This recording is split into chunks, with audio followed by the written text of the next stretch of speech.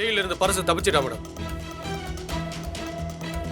அவனாலதான் உங்களுக்கு பெரிய ஆபத்து இருக்கு மேடம். யார சொல்றீங்க? அந்த ஆதித்யாவோட வலது கையா இருந்தானே அவனா? அவனே தான் மேடம். அவன் பெரிய கிரிமினல்.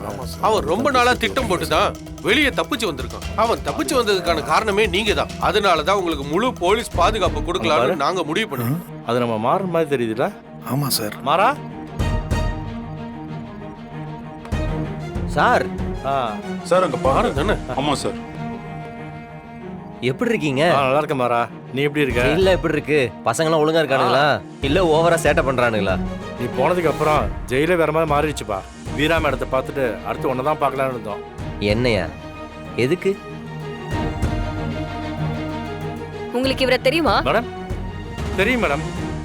பரசும் மாறணும் ஒரே செல்ல தான் இருந்தாங்க. சுத்தம். இவன் ஃப்ரெண்டு பொறுக்கியா தானே இருப்பான். மாறா ஒரு நிமிஷம் வா.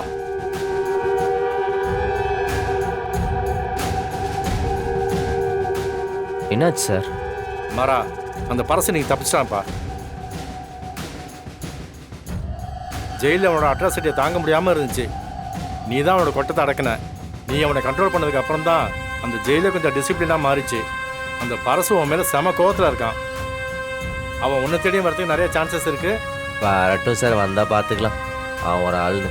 அக்கா இந்தாங்க. தேங்க்யூ.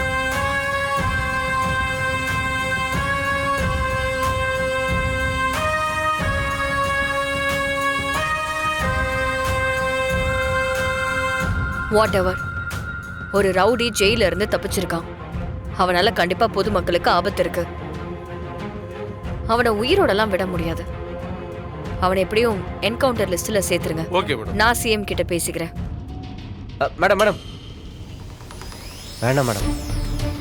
ஏன்? கையெழுத்து போடாதீங்க மேடம். அதான் ஏன்னு கேக்குறேன். அவன் ரொம்ப மோசமான ஆளு. நீங்க அவனை என்கவுண்டர்ல போடுறதுக்கு பிளான் பண்றது தெரிஞ்சா உங்களை சும்மா விட மாட்டான். இது ஏன் வேலை. அது எப்படி செய்யணும்னு நீ எனக்கு சொல்லி கொடுக்காத. இந்த மாதிரி ரவுடி பொறுக்கிங்களுக்கெல்லாம் பயந்துட்டு இருந்தோம்னா நான் இந்த பொறுப்புலயே உட்கார முடியாது.